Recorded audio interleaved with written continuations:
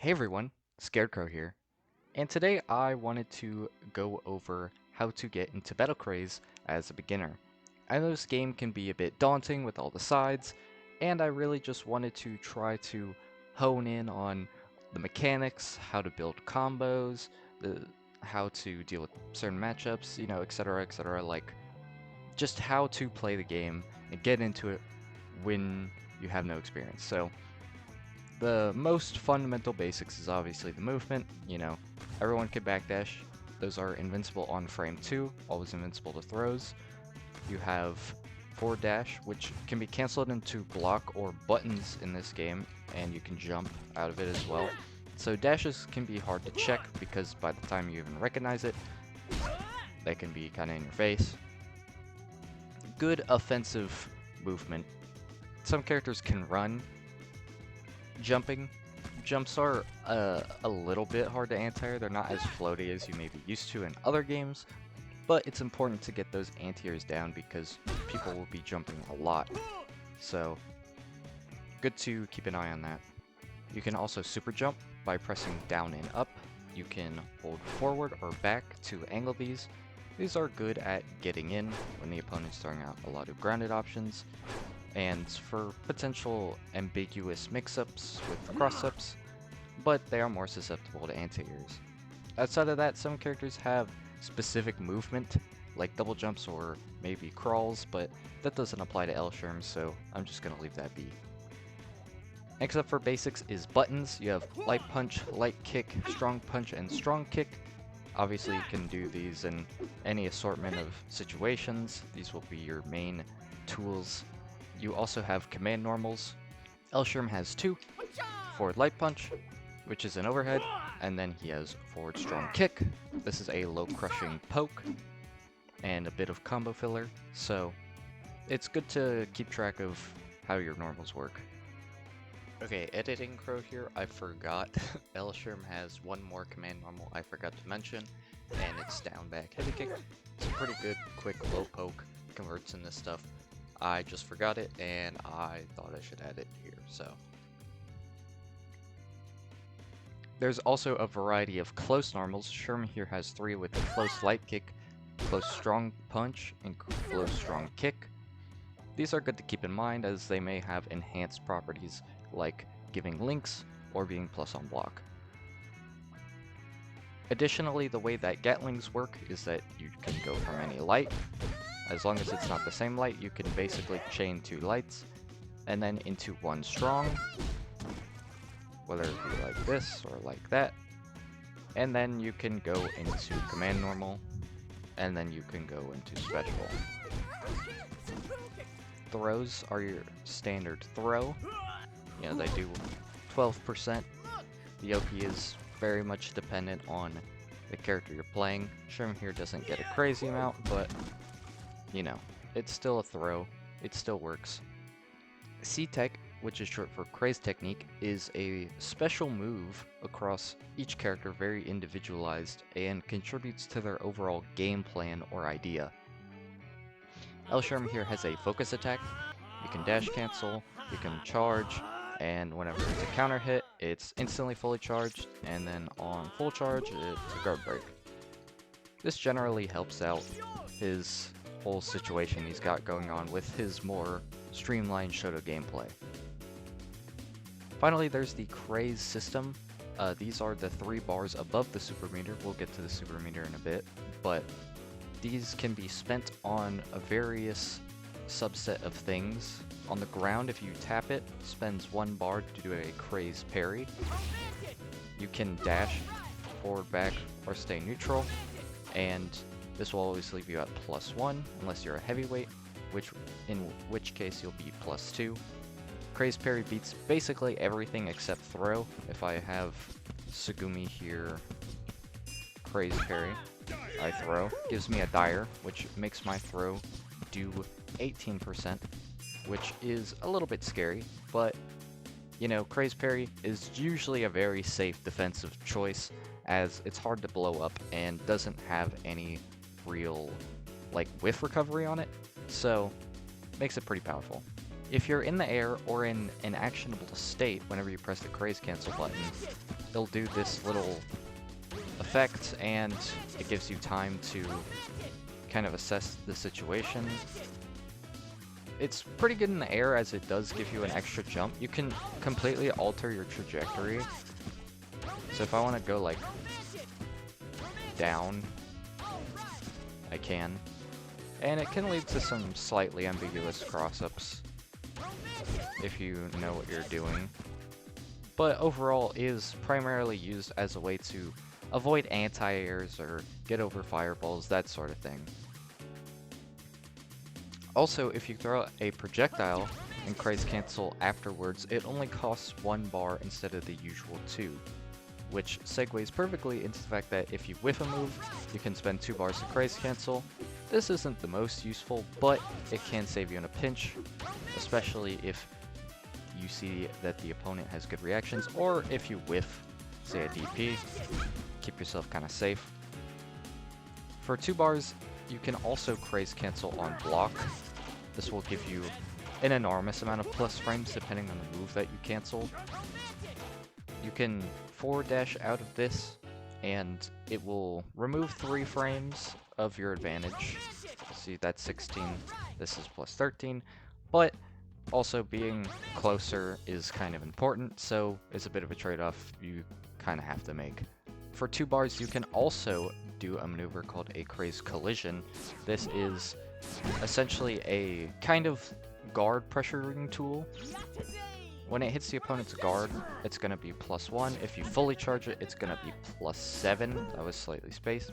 Normally, that's +7. Very powerful. This will also turn off the opponent's ability to Heartbreaker, which is a valuable asset in this game. On hit, on the regular version, this is a hard knockdown, and this is a full wall bounce. Certain characters can combo into this, like, let's do this on Sherm, boom, that works. So, it can be an important combo tool, but it's also very important to use this on pressure. Another important aspect to note is that if the opponent Craze parries, this completely blows through Craze parry. It blows through Craze parry, it blows through Heartbreaker. It's an incredible offensive option, and you are definitely going to want to use this if you're having a hard time opening the opponent up. Finally is the 3-bar Craze option, which is just a simple Craze Cancel on hit. This gives you a full combo and is very powerful. Saving all 3 bars to do this at the end of the round is a valid strategy, as it can add a lot of damage. However, I personally think that options like Craze Parrying or Craze Collision are definitely worth using and not worth just hoarding all your meter, essentially. Just use your bar, is what I'm saying. Just use your bar. Now we can go on to the super meter, which is the meter below the Craze gauge. It's called Adrenaline, but for this tutorial, I'm just going to call it super. Most characters have 3 bars of it, and they can use that to spend on a level 1, a level 2, or a level 3 super. Most characters have 2 level 1s, 1 level 2, 1 level 3, but there can be a bit of disparity depending on who you're playing. Elsherm here has 2 level 1s. He's got a damage Tatsu Ender, sends the opponent really far away. You can also do this move in the air. Not the most useful, but it is fun. And his other level 1 is a Fireball Super. Pretty generic, but if you fully charge it, it does a bunch of damage and will guard crush the opponent. His level 2 is the level 1 in reverse, where he throws the fireball behind and launches himself. This can also be charged. Has a bit of invincibility on startup if you don't charge it. Makes it good at, blowing the opponent up for certain things. Has a good amount of range. Can be a slight whiff punish tool, but primarily a damage ender, right? And finally, his level 3 is a Shin Shurmryuken. Does a bunch of damage, and if you get the late hit, which I didn't, but if you get the late hit, it's a combo move. So, that's pretty nice. The final bar to really talk about that's universal is the guard bar. I'll get Tsugumi to block here. And you see, as I just kind of do whatever, the guard bar fills up. At a certain point, it'll start flashing, which means that you're close, and when you break it, it's a guard shatter. Basically, you get a free combo. Certain moves do a bunch of guard damage, like this fully guard crushes. My super here, if I fully charge it, also fully guard crushes. And this super also does that, but it doesn't actually lead to anything, funnily enough. Generally, guard crushing is not the most common unless the opponent heartbreakers and cannot really get the offense off, which we'll talk about in just a second. But it is important to keep in mind that, you know, the guard bar is a thing. If you just kind of never react, eventually, you know, you'll get opened up just because that will happen, and then you'll get hit. And that's not a fun situation to be in. So just be mindful that, you know, mashing is an important defensive option so that you don't just block and die. Now, tied to the guard bar is the Heartbreaker, which is essentially a free get off me tool that will increase your guard damage by a lot, but will push the opponent back very far on hit. It can be baited with low recovering moves, which is important to note, but most of the time your opponent will be able to recognize whenever a move is heartbreakerable and will do it properly. But just keep in mind that this is an option that could potentially be baited if the opponent makes a mistake. Whenever you perform a Heartbreaker, you heal some of your potential health, the purple health you can heal up, and you also go into red guard state. So as I can show here, red guard state means you can't do a Heartbreaker again. So if I say, do this, she sets a Heartbreaker, she can't. So if you're in this state, it can be very easy to get a guard break because the opponent now does not have their free defensive option to get out.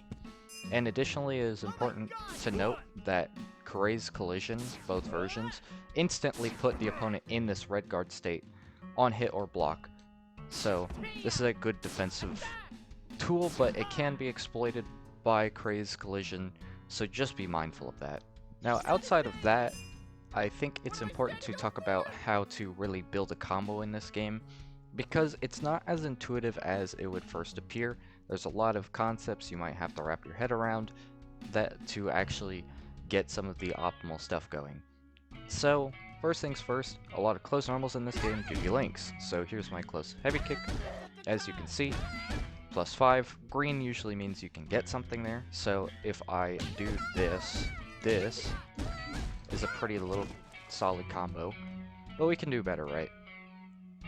We have to look at what our special moves do. So one special move that Sherm has is this donkey kick, which tumbles, and as you can see the catch time is 25. That means we have 25 frames to do whatever we want and get a hit off. So if we just add that to the end of our little combo here, we can dash up and get some more damage, right? Another rep of our little light string there.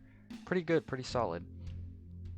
However, there's one more thing you can do to optimize this combo even further, which is the fact that if I were to do this and do the slow overhead, as you can see, the overhead on any aerial opponent will bounce them on the floor. And obviously, because this is a command normal, it's cancelable. So what we can do is, if I can hit the link, I can do this, which is more damage still.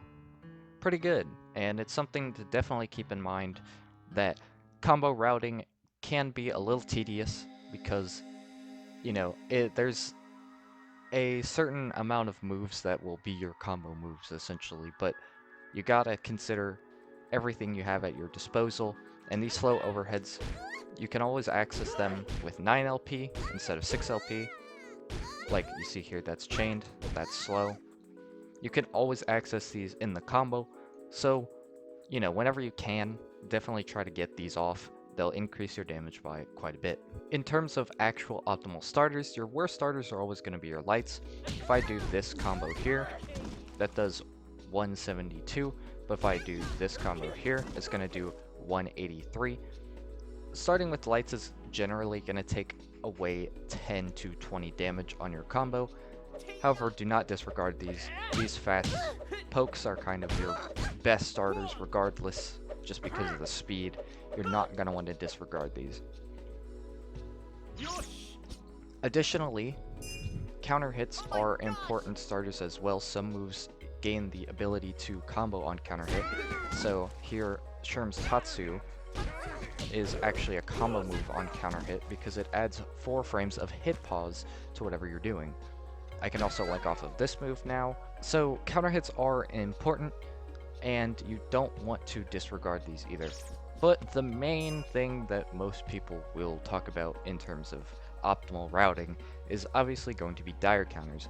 Now these are a little special to regular counters because regular counter hits, they happen when you would expect. Dires are more situational because they happen at the recovery stage of most specials and command normals, right?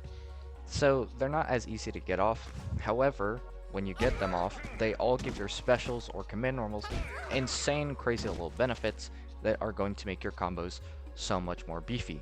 An important thing to note about these is if you get a normal hit, you see how the timer up there is orange? That means that it stores my dire. Right, when I do this, it uses it immediately and I have another one. Like that. But just because you didn't get the punish with the specific move that dire counters, you still have that dire in the bank. You can use it and get some crazy stuff going, right? This is important to know, as dire counters will be part of your optimal punish routing on stuff like DPs or wake up supers, so you're always going to want to know how to perform some of these combos. Outside of that, the last thing I would like to clarify is the way that the sides work, and I'm going to use C and Elegit here as my main examples. So as you can see here, on Ajit side C, I have 4 little pips. Those are my damage buffs. So for my normal close strong punch, I do 88, and whenever I do a dire, like this, or if I get my C-Tech counter off, I'll get a damage buff. So now with 2, 97. Additionally, my light Tatsu looks like this. This is a combo move here, and will always be our main extension. And my rapid punches look like this. This is your main ender. This does a bunch of damage, great for any combos. And that's kind of CG, right? But I'll swap to L, and everything's completely different. I don't have those pips. My C-Tech is no longer a counter, and now just builds Craze gauge by itself, and can be cancelled into from my specials. But I also have EX moves now, and you can see EX moves will add this little lotus here. That's spending all Craze gauge for the record, but EX moves cost 1 Craze gauge. And whenever I have some, I can press 6 CT, and now I'm really fast. And I do way more damage. So I also have to go through a debuff state, which can be kind of frustrating, so you can't always just burn a bar and it'll end whatever state you're in immediately, which is a nice just kind of reset tool. Additionally, my light Tatsu looks like this and is no longer a launcher, but instead kind of a safe approach option and air flip out, which can be good for resets. And my rapid punches look like this. These are now actually my main extender on this side. So it's an important thing to keep track of, that just because you have these same moves doesn't mean that they're inherently going to function exactly the same. Anyways, that's kind of it for the beginner guide. I really hope everyone learned something new here, or at least could solidify their fundamentals. I truly think this game is really fun to play, and I'm going to link the Discord down below for the main Discord and the tournament Discord if you're interested in partaking in weekly tournaments. I really hope to see some of you guys' faces, and if you ever have a question, do not be afraid to at me in the public server. I am always going to be up to help anyone new learn how to play this game. You know, it's super sick, and I hope you all keep having a good day and keep on crazing. Peace out.